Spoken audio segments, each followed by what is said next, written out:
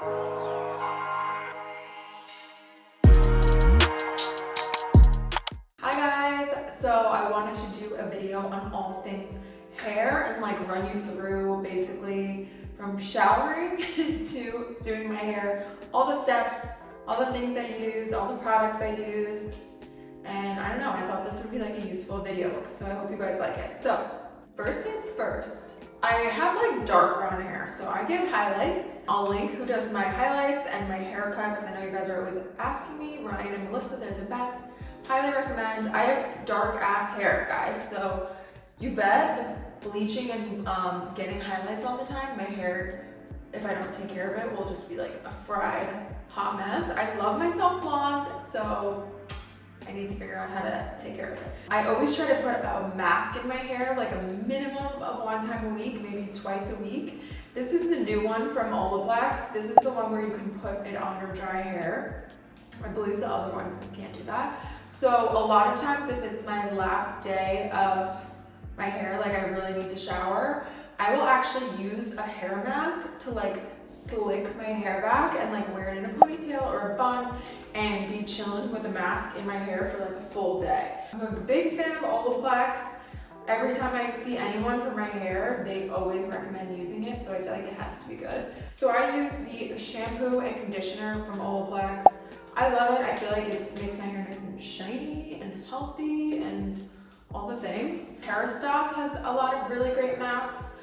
I feel like just any chance I get, I'll like sit with a mask in my hair. Another product that I really love, I've been using this for a while, is the Playa Salt Shampoo. This is really good if you don't wash your hair often and you're kind of constantly putting dry shampoo in your hair and like you get like buildup in your hair. Have you ever like scratched your head and you have like chunks of white in your nails, or is that just me?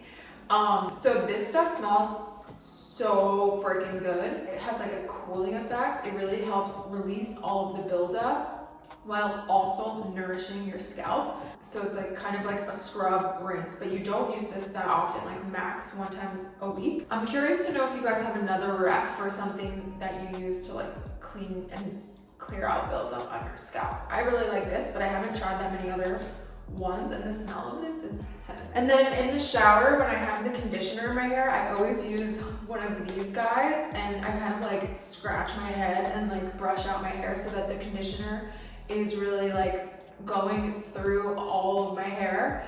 And I always just try to condition my hair in the beginning of my shower and like chill in the shower for as long as possible before I wash it out. In terms of dry shampoo, I really like the one from Orbe. There's so many amazing dry shampoos out there, but this is one of my favorites, and I really feel like this doesn't leave too much buildup on your hair. So I'm gonna show you guys what I do when I get out of the shower, and then how I actually do my waves and all that good stuff. So, okay, so when I get out of the shower, I always use a microfiber towel. I'll link it below. You don't have to have a fancy one. This one I think is just from Amazon. And this really helps your hair with breakage so that you're not creating friction in your hair and breaking off your hair. It just absorbs all the moisture in your hair much faster than a regular towel, and obviously it's just much more comfortable to like walk around the house in. I always put oil in my hair. I'm gonna use the Olaplex one. And I'm usually pretty generous with this because I do have a lot of hair. So I just work that into my ends. I also really like the Gisu as a hair. The Gisu oil. I sometimes use a little bit of both. If I'm not in a rush, I usually like to let my hair air dry for as long as possible before I blow dry it so that I'm not like damaging my hair. So I'll be back when my hair is a little bit more air dried. Okay, so now that my hair is basically like 85% dry, I'm gonna blow dry my hair a little bit just because my roots, like my hair is pretty curly as you can tell.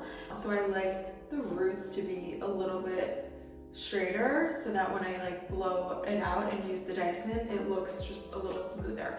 If you have the Dyson, you know that the Dyson Airwrap also comes with an attachment to blow dry your hair. So you could also use that, but I'm gonna just use my regular blow dryer. The blow dryer is definitely more powerful, I would say. The other thing I've been using, especially in Miami, is this stuff called Good Behavior.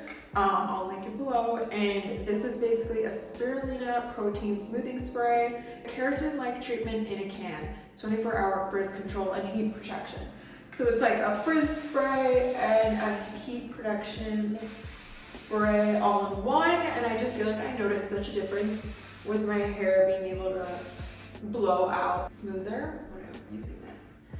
And I'm usually like pretty generous with the amount that I put on my hair. Oh, also I want to note that I do sometimes wear my hair natural. Basically, I would just not blow dry my hair and I would just leave it like this. I'm in the mood for my Dyson Pretty Blowout today. So this is just how I always have done my hair my whole life. I always section it into 3 sections. I think it kind of depends on how much hair you personally have, but I have a decent amount, so I like to make sure I'm getting like each layer. Alright, then I'm gonna go in with my blow dryer and my round brush. I have no idea what this brand is. I'll have to look it up and link it, but a good round brush is actually pretty key to blowing out your hair nicely.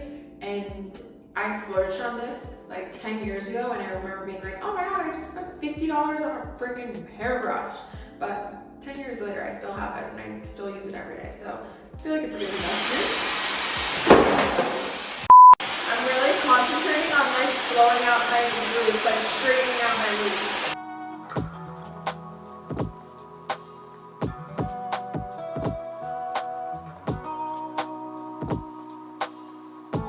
So I dry my hair, it's like 95% dry. It doesn't really matter how wet or dry it is in my opinion, but. So now I'm gonna go in with the Airwrap, and I like to use the smallest barrel. They have 2 different barrel sizes if you buy this. I just like to have it like a tighter curl so that when I brush it out and it falls, it's like has more of a wave. But I have used the bigger barrel a lot before too. I think it also depends on like your hair length. I have it on the highest heat setting and the highest wind setting. The one thing about the Dyson is that you have to use very small chunks of hair, is what I've noticed. So you basically just let it drag.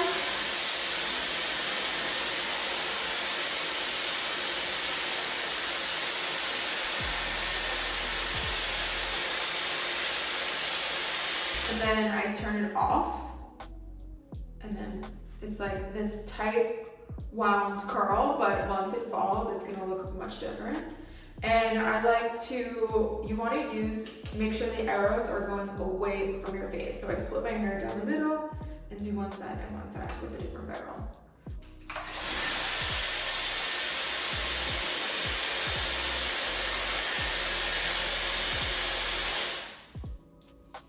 And then once you get the hang of it, I like move through and do my hair much faster than this.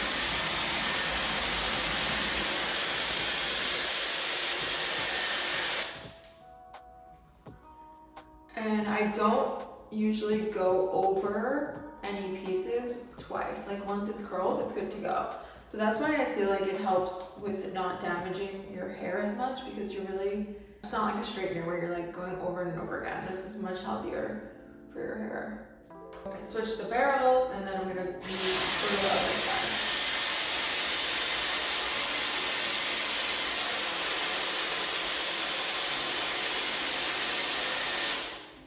And I just kind of like leave the curls really tight and wound up, and then I'll brush it at the very end so that they kind of like cool off in that position. So for my bangs, I like to use this brush head.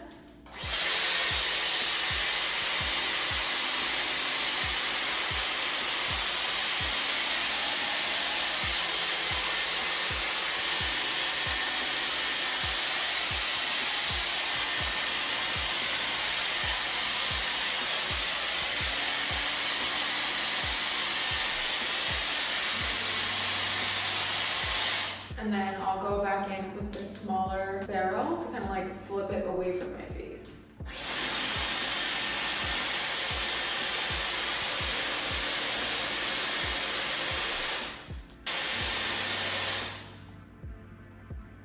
Okay, so it obviously looks a little crazy right now, but I'm gonna spray like a drop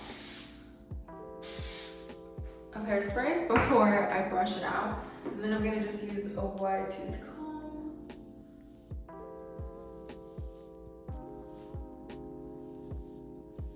I really like how it looks once it falls out like a lot more, and it just is much more natural looking.